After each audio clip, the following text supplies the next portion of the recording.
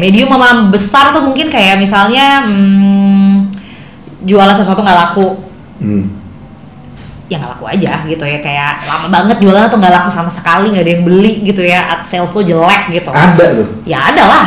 Oke. Ya ada gitu.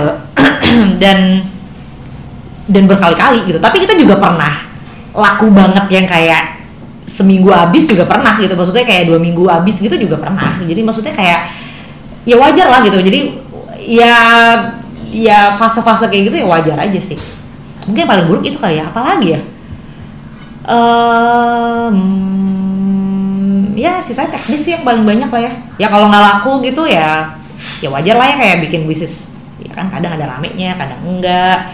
Ya sama aja kalau bikin kayak podcast gini kan, kadang ada yang viewersnya banyak, kadang enggak gitu kan. It's something like, tapi kan dari situ lo belajar gitu. Kenapa ya viewers gue yang ini banyak, kenapa yang ini enggak? Gitu.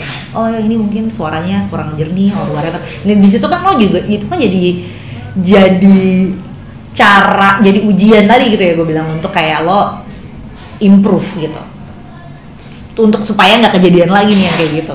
Tapi yang menarik dari kalimat-kalimat yang lu pilih, gue penasaran sama cara lu menghadapi masalah dengan bingkai pemikiran lu. Ya. Thinking frame lu tuh gimana sih dalam menyelesaikan masalah? Thinking frame gue sebenarnya simpel banget sih. Kayak gue selalu merasa bahwa satu, gue nggak akan dikasih ujian yang gue nggak bisa hadepin gitu. Sebenarnya kalau bicara soal thinking frame, oke, bukan itu deh. Thinking frame sebenarnya yang paling obvious dalam hidup gue adalah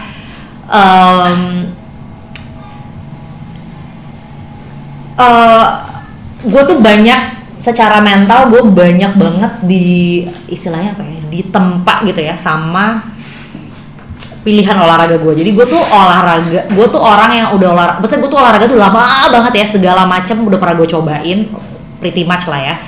Tapi ada satu olahraga yang actually gue stick to it, which is dari 2017 habis gue ngelahirin tuh, gue sampai sekarang strength training, angkat beban.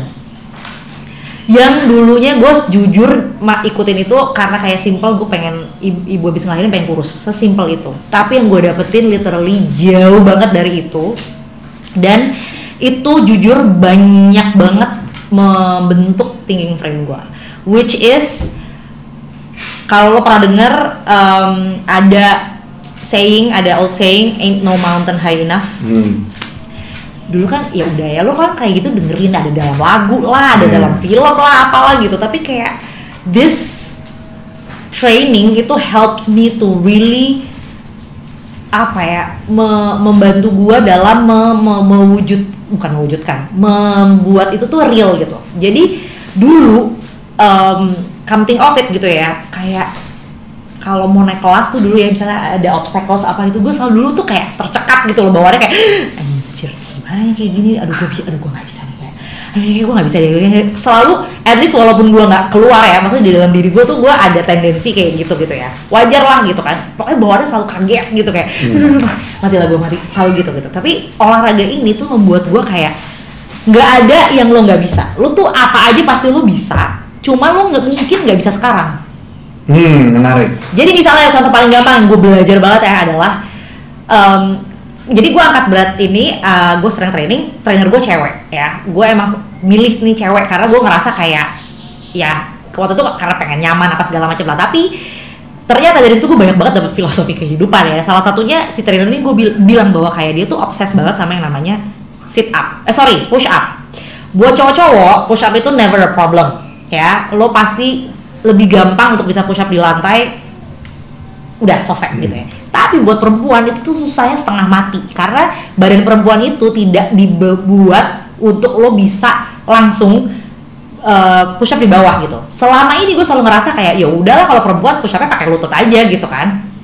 Ternyata nggak gitu. Kalau yang ya intinya kalau cowok bisa, cewek juga bisa. Tapi mungkin cowok bisa lebih cepat bisa. Nah cewek ini ada stepnya gitu. Dan jadi dari si trainer gue ini gue belajar bahwa enggak mbak, lu kalau bisa, lu kalau mau lu pasti bisa. Dan gue bener-bener dari gue habis ngelahirin sesar by the way, jadi gue nggak bisa langsung olahraga. Dan gue ngerasa banget tuh secara fisik gue banyak banget yang nggak, gue incapable. Jadi gue bener-bener di titik itu, jadi gue bener-bener datang dari orang yang bener-bener nggak bisa ngapa-ngapain, gampangnya gitu aja deh. Gue abis dioperasi besar, gue nggak bisa ngapa-ngapain, tiba-tiba gue, bukan tiba-tiba, terus gue pilih olahraganya yang berat gitu ya, yang intens gitu ya. Gue kayak gimana nih gue bisa kayak gitu ya. Tapi ya udah akhirnya dengan contoh si push up tadi itu, gue awalnya push up dulu di dinding.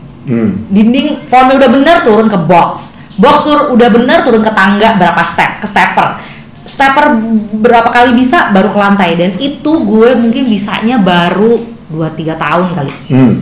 Padahal gue latihannya lumayan rajin ya. Jadi point is, dan itu tuh nyangkut banget di otak gue. Jadi gue selalu ngerasa bahwa kayak, aduh lu kasih gue permasalahan apapun, buat gue kayak oke, berat, oke, ini gue nggak bisa nih gitu. Tapi gue selalu akhirnya mentality gue tuh kayak oke, gue bisa break ini menjadi apa dulu nih gitu. Contohnya kalau dalam bisnis ya, waktu itu kita 2020 kita terpilih jadi salah satu peserta Gojek Accelerate. Jadi waktu Gojek bikin program Accelerator di mana setiap setiap pesertanya gitu ya, yang terpilih ini jadi kayak di coaching gitu, intense coaching seminggu. Abis itu kita akan dikenalin sama banyak banget investor gitu ya. Gila, itu pertama kali ya, itu gue kayak takutnya tuh kayak setengah mati, kayak pertama kayak ngapain sih bisnis piyama gini ada investor, bukan startup men gitu, gue bukan tech startup, gue bukan tech startup gitu. Apa itu visi gue nggak tahu, apa itu kayak series A, B, C, D, pre-seed, whatever, gue nggak ngerti. Elevator pitch gue takut banget, padahal gue orang yang nyaman banget ngomong depan orang, tapi gue nggak kayak apa itu, kayak ngeri banget aja gitu ya, kayak ditanya valuasi, all those big words gue bener-bener nggak ngerti. Dan gue kayak cuman bengongnya berdua sama partner gue kayak anjir apa nih, gue nggak ngerti nih gitu ya. Ya tapi then again ya udah akhirnya kayak oke, one thing at a time ya, that's investment is a big thing gitu buat gue gitu, buat kita gitu ya. Tapi kita coba kita breakdown dulu aja nih, apa nih low hanging fruitnya apa dulu nih gitu. Jadi sama aja kayak push up di bawah tuh nggak mungkin langsung bisa gitu, tapi kita mulai dulu dari push up dulu di dinding gitu. Jadi ya udah kan dari situ kayak oke, mungkin kalau kayak pitching tuh terlalu besar, kita mulai dulu dari kayak rapin dulu deh company profile gitu. Gue bisa nih berbahasa tuh sesuatu yang gue good at gitu ya. Kita mulai dulu deh rapin company profile, terus kayak mulai belajar apa dulu deh gitu, pelan-pelan sampai akhirnya kita bener-bener bisa pitching di depan orang dan bener-bener ngomong bisa lancar banget. Dan ternyata kayak investment is actually not that big thing, ya gitu loh. Jadi akhirnya kayak sesuatu yang mungkin bukan complicated thing, bukan dan bukan sesuatu yang kayak lu nggak, bukan berarti karena itu gede banget buat lu, bukan berarti lu nggak bisa gitu. Bukan berarti itu bukan buat lu gitu, enggak gitu ya, mungkin itu bisa aja buat lu gitu.